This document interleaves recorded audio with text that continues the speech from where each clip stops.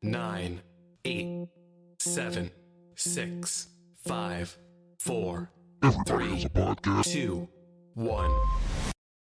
Podcast.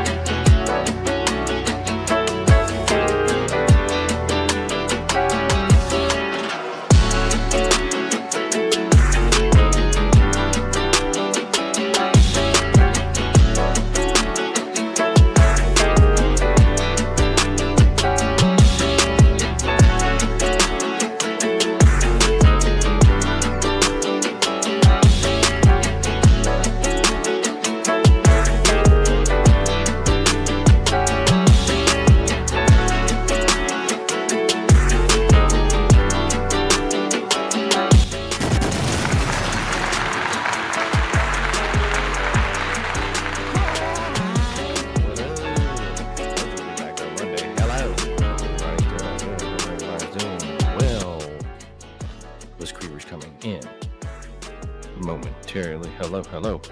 Hope everybody had a great weekend. Mom wasn't bad. Laid back. Didn't do too much.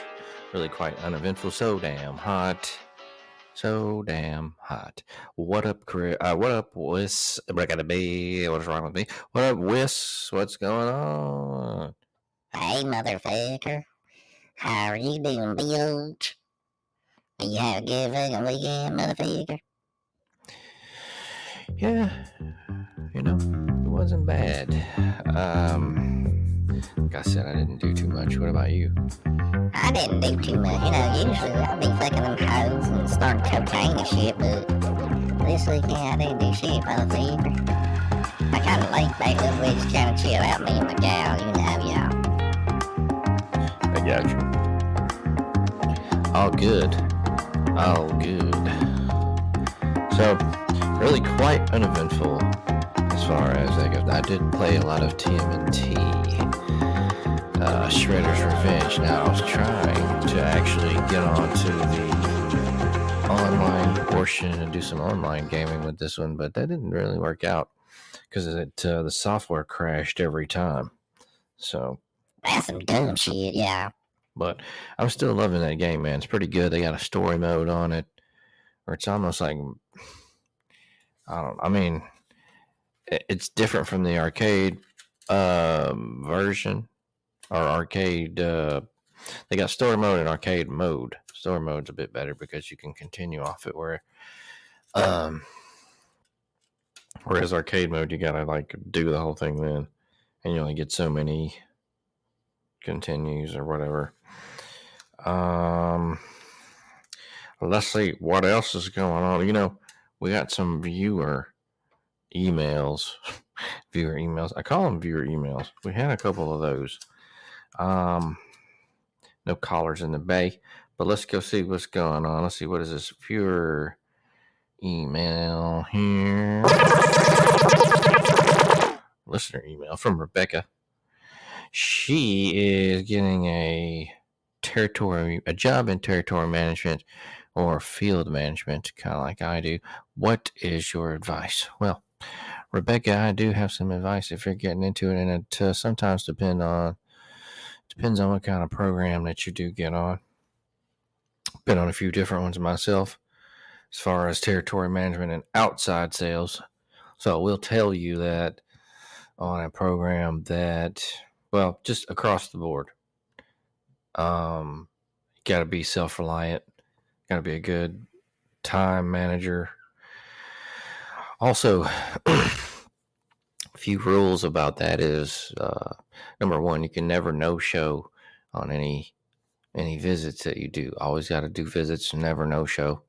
Never lie about any sales or displays that you put up. Those are cardinal rules. Always walk the gray area. You know that. Well, if you've ever been in sales, you know that.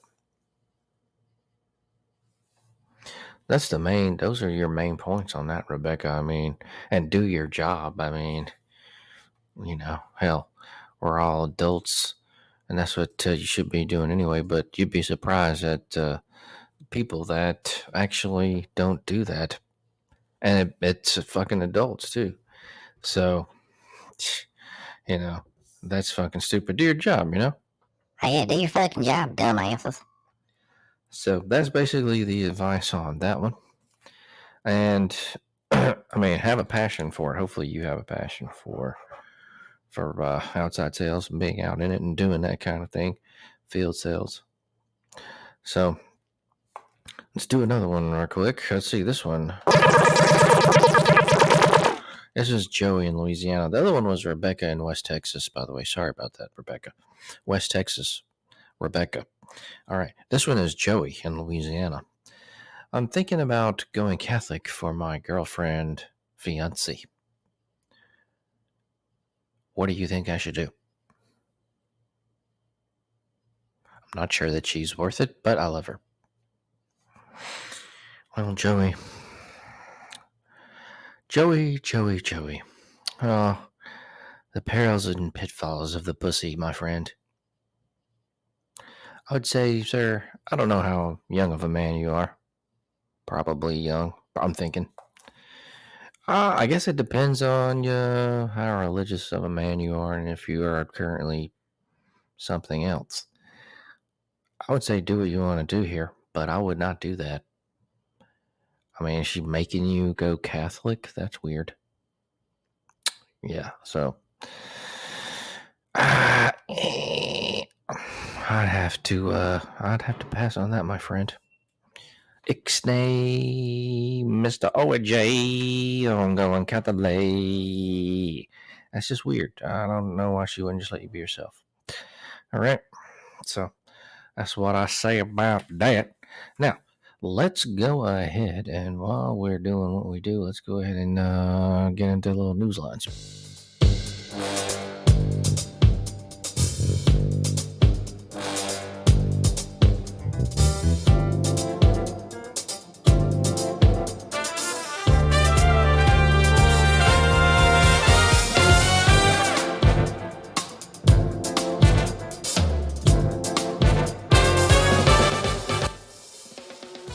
Oh, yeah.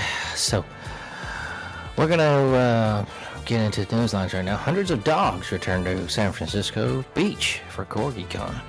Oh, shit, yeah. Hundreds of dogs. I love dogs. I love corgis.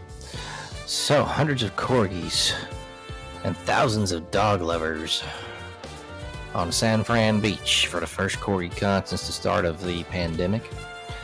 Now, CorgiCon, that began back in 2014, and it happens twice a year, usually in July and October on San Francisco's Ocean Beach. But the event was canceled in 2020 and 2021 due to the pandemic.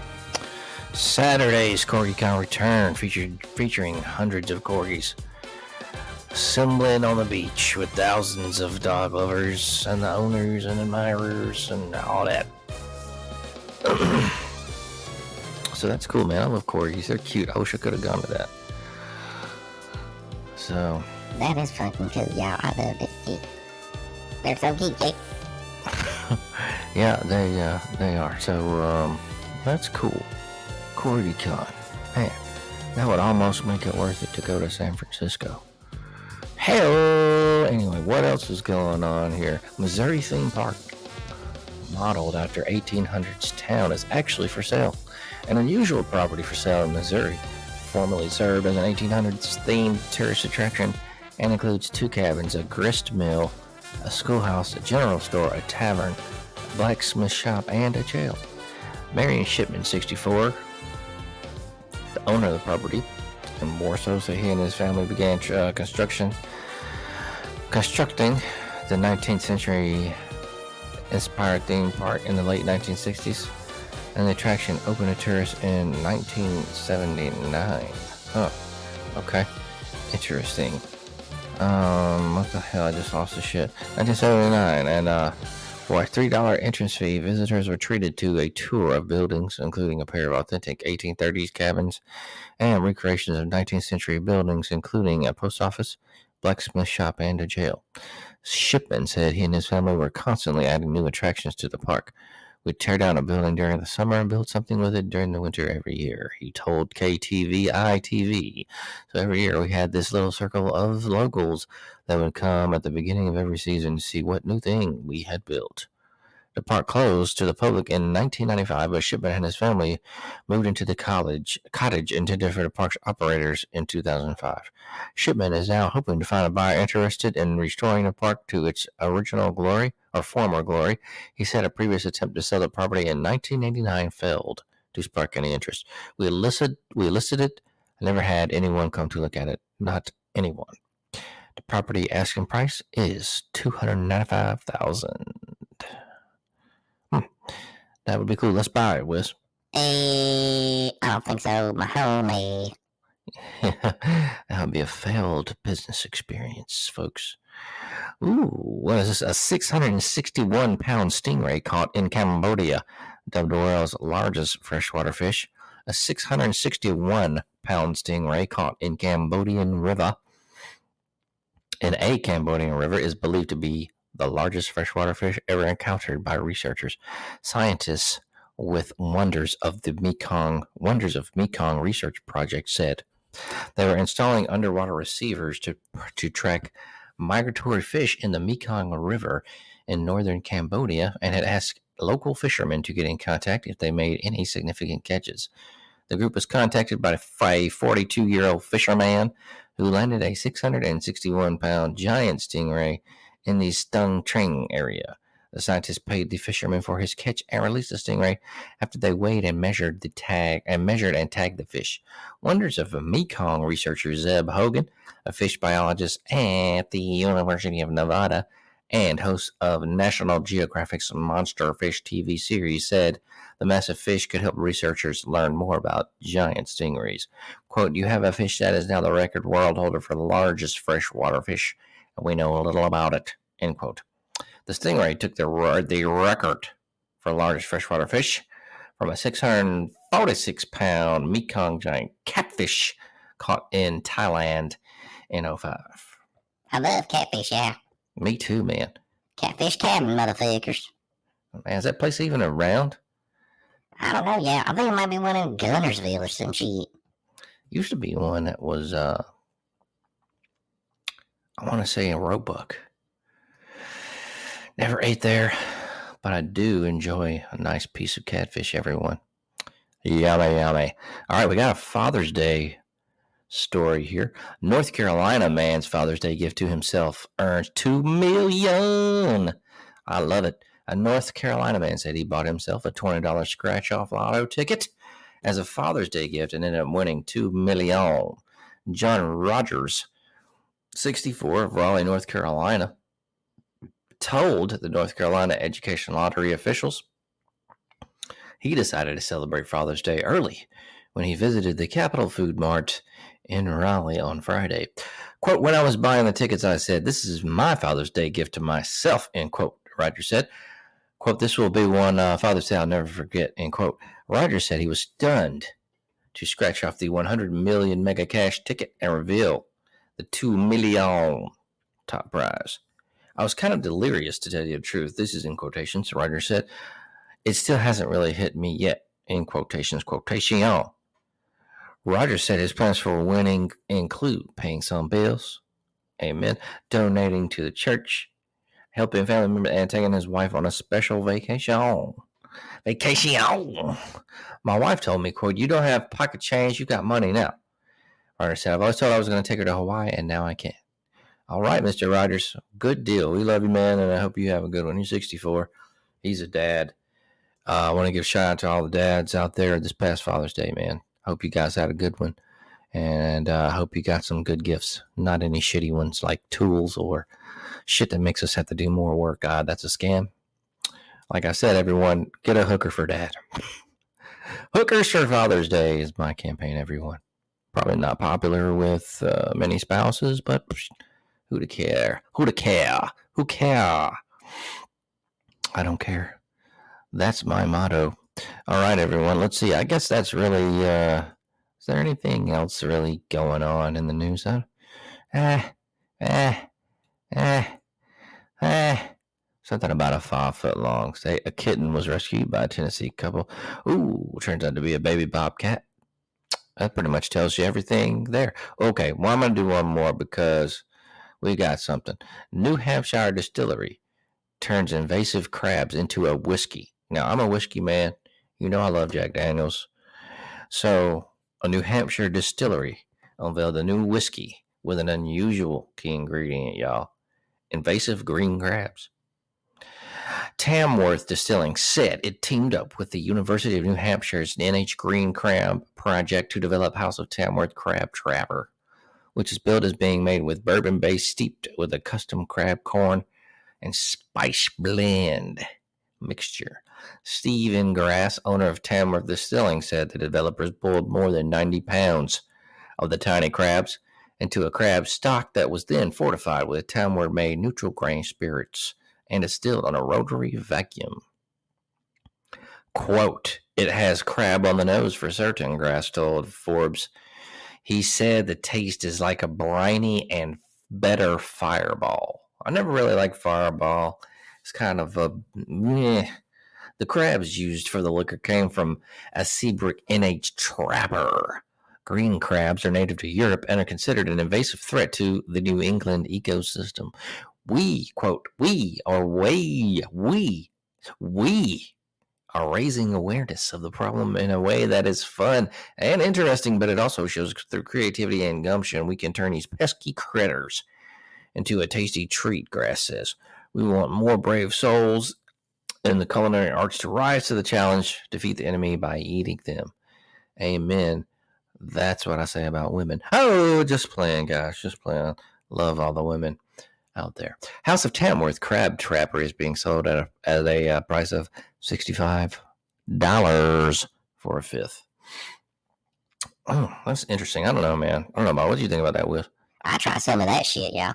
I buy a fifth of that shit and get fucked up on some crab and cocaine.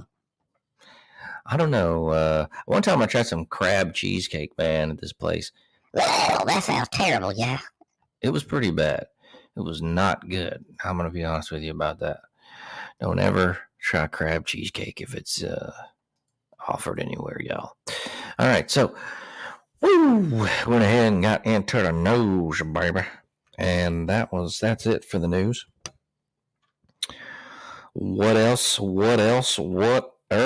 know what?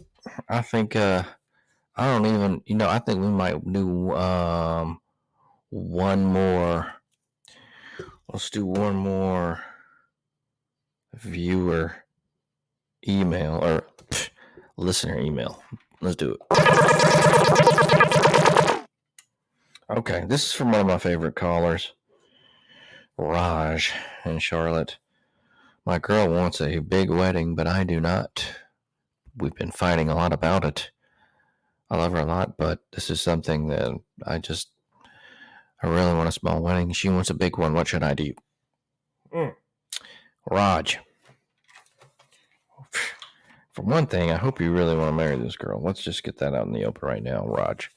Because if you don't, man, call off the whole thing and just don't do it. Like I said, marriage isn't good for a man. It's very disadvantageous, my friend. You know this. I've had a couple of friends already that went through that shit. It's not fun. It's not a fun thing, my friend. So you better be sure, buddy. I think you need to do a risk assessment, my man. Take a risk management class, risk mitigation. You know, I don't think you should get married, Raj. Yeah, take a step back. I know Raj is a Middle Eastern gentleman. Is this a prearranged marriage, first of all? And is she hot? Those things matter. I will say this, man. If you don't know her and it is prearranged, that's real. I would definitely not do it. If it's something where you guys have been going out, man, don't get married. That's my advice. Just don't do it. It's a bad move, man. Sooner or later, it never works out. That's my advice on that. I mean, y'all, if he finds the right woman, then who are you to fucking say and deny him happiness, y'all? Because it mostly doesn't fucking work out like that, Wish. You know that. I believe in true love, motherfucker.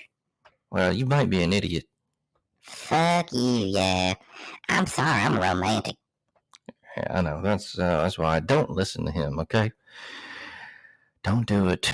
Find some hookers and live your life, man. Enjoy it.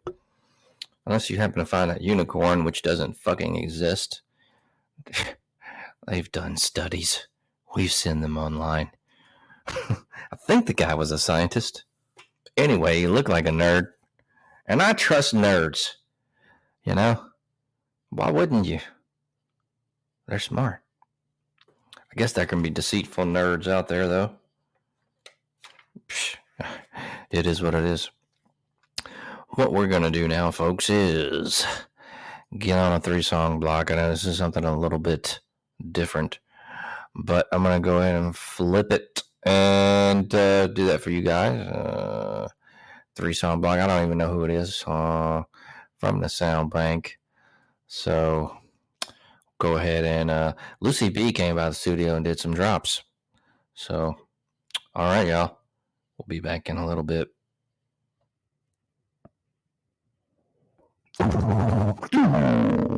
Threesome block.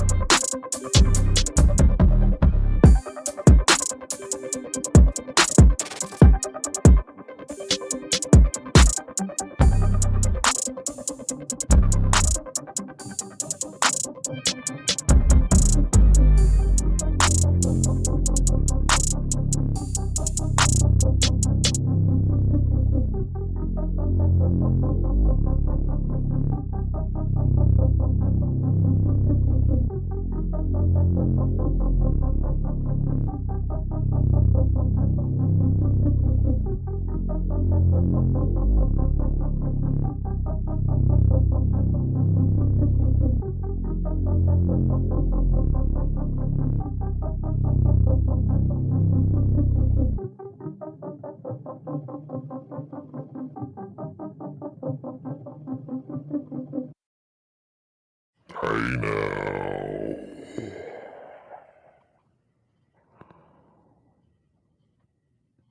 What's up? What's up? All right, all right. Like I said, Lucy B came in and did some drops. Thanks, Lucy B. And that was our 3-song block. Hope you liked it. Now, we got, you know what we got?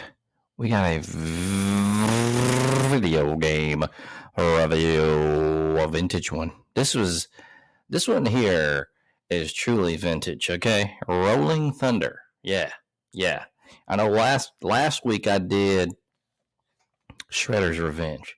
That's really a new game, but we will review any game. I don't give a damn. But now we love vintage. Shredder's Revenge was not vintage, but it was tied to vintage, and I don't give a damn. You know, even if it was a new game and I wanted to review it, I would review it because that's what the fuck we do. But I'm just saying, we have a special love for vintage video games here at the show. On the show, everybody has a podcast. Alrighty. So, Rolling Thunder. Now, man, I don't know if you guys remember Rolling Thunder. I remember. Oh, shit. Oh, baby. We fucked up. But that's alright, because we let you guys see what we do. And what we do is this, y'all. I love motherfucking Rolling Thunder, y'all. Me too, Wes. That shit was good. Rolling Thunder, that was good, man. So, Rolling Thunder. Now, this is a running gun shooter action game produced by Namco. All you guys know Namco. Originally released as a coin-op arcade game, which ran on the Namco System 86 hardware in 1986. This game was actually released in 1986, y'all. The year before Shinobi. That's a key point that I'm going to go ahead and put out there right now for all you video game nerdos like me. It was distributed in North America by Atari Games, okay? The player takes control of a secret agent who must rescue his female partner from a terrorist organization. Rolling Thunder was a commercial success in arcades, and I played this motherfucker in an arcade for sure. And it was released for various home computer platforms in 1987 and the Nintendo Entertainment System in 1989. The original arcade game has been included in various classic game compilations as well. It influenced later arcade action game franchises such as Shinobi, I can definitely see Shinobi in this game. And Time Crisis, which borrowed mechanics such as taking cover behind crates. This game, man, I definitely played it in the arcade. It's definitely... I played this game and Shinobi in the arcade a lot back in the 80s, baby. Because I'm an 80s baby. And this game was the precursor to Shinobi. Shinobi looked a lot like this game. This game just, had a different outlay as far as like what it was, right? You had the ninja in Shinobi and this cop guy in Rolling Thunder. But the controls, everything was like the shit was like similar. The player controls Albatross, a member of the WCPO's World Crime Police Organization, quote, Rolling Thunder, end quote, espionage unit. Albatross's mission is to save a missing female agent named Leila Blitz from a secret society named Geldra, located in New York. Albatross must travel through 2 different segments or stories, each composed of 5 stages for a total of 10 stages. Depending on the dip switch settings, the player has the option to skip any of the first 4 stages and start at any point in the quote story 1. On each stage, the player can enter doors to hide and take cover from enemies, and he can also use crates or other obstacles to take cover from enemy fire. The player can jump over crates or jump up to higher or lower floors with rails, including stairs. The stages in Story 2, quote unquote, are essentially harder versions of their quote Story 1, end quote, counterparts, featuring more traps and different enemy placement at the end of each stage. Scenes from Layla's capture and ensuing torture are shown on an in-game large monitor screen. The player begins the game armed with a standard issue pistol, which can be replaced with a submachine gun that appears in the distinctive real-life Beretta M12 SMG, bitch, that allows for continuous firing by holding down the shoot button. The player can fire ammunition for either weapon by entering doors, which are marked, quote, bullets or, quote, arms. If the player runs out of machine gun ammo, they will switch back to the pistol. However, if the pistol runs out of ammo as well, then the player can only fire a single slow, quote, chaser bullet on screen at a time until more ammo is acquired. The player can only take 2 physical hits from the enemy, as a single hit drains half of the life meter. The player is killed instantly when struck by a projectile attack, such as enemy bullets or lasers. The time reaches 0 or when falling without a floor. The main enemies are hooded soldiers known as maskers. Their various outfits and colors determine their strength and attack pattern, respectively. Some maskers only throw grenades, and others will shoot while kneeling. Other enemies include ninjas, mutated bats, known as Gelzos, panthers, shrieking yellow creatures known as blogos, and lava men. At the end of the final stage, the player must battle the Geldra leader Mabu to rescue Layla and complete the mission. All right. So I recently bought this game because you know that I got that Nintendo Switch, bitch. And I buy online shit from time to time. And this is a part of a Namco pack that I got. Now, a little background on this bitch-ass game.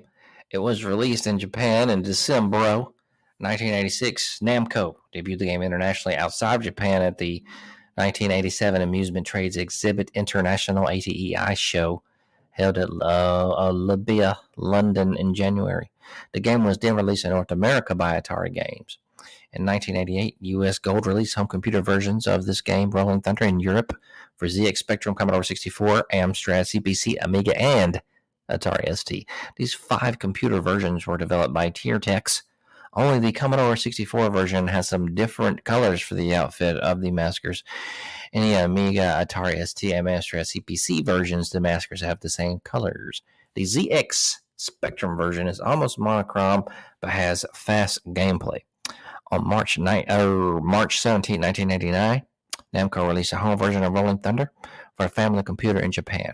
Now, this version was localized in North America by Tengen, which released their Nintendo Entertainment System version unlicensed by Nintendo. The Famicom NES version features a few minor changes and additions from the arcade version, such as password feature, hidden bonuses, and a harder second mission accessible by inputting a password given to the player for completing a normal mission. Namco's Famicom version of Rolling Thunder has an onboard sound chip using the extra sound channels of the cartridge slot. An Atari Lynx conversion of Rolling Thunder was announced in an official Lynx catalog with a scheduled May 1992 release date, but was later canceled.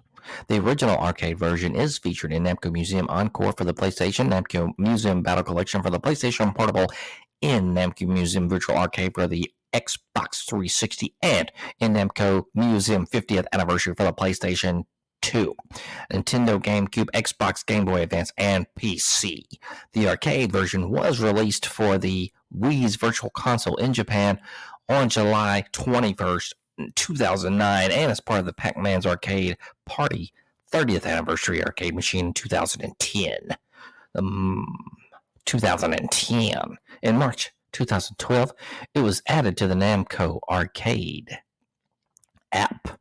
It was also released as part of the Namco Museum compilation for the Nintendo Switch, which I bought, and included as part of the Arcade Archive series. Woo, baby! So there's actually a Rolling Thunder 2, and I might review that too, but you know what I'm saying? That's basically, if you play Rolling Thunder, man, Rolling Thunder 2 is not really anything that's like substantially fucking, new or innovative. Kind of the same motherfucking thing. They got a girl fucking character on there, and that's really it. We talked about the Shinobi. That was one of its clones that looks almost fucking identical to that game, except for instead of a ninja, you're a cop, or vice versa, because Rolling Thunder came out before. So you're going to be looking at Rolling Thunder as the precursor to Sega Shinobi. They basically, I don't want to say they ripped it off, but I don't know, because I'm not sure if it was like the same developers, but anyway, you guys know that, they took ideas from it because they look similar. They definitely had an influence. Okay, Rolling Thunder. Now, I told you guys I replayed this on the Switch with the Namco arcade pack or whatever the fuck it was. I'm gonna give it a fucking. What am I gonna give it? I'm gonna give it a 3 out of 5, right? Because it's fun, man, and you got nostalgia, and yeah, man, it's a good game. It's definitely worth getting that fucking museum compilation, because there's a few good games on that, you guys. And if you see it for the Switch, go on and get it. If you see it for another console, go on and get it. Why not? It's good shit. It's fun shit. We love it. We play video games, and yeah. And I'll be playing some Teenage Mutant Ninja. I'm not gonna say the whole thing. Turtles.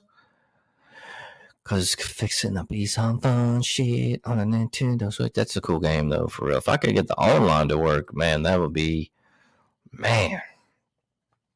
really a whole lot of fun, y'all.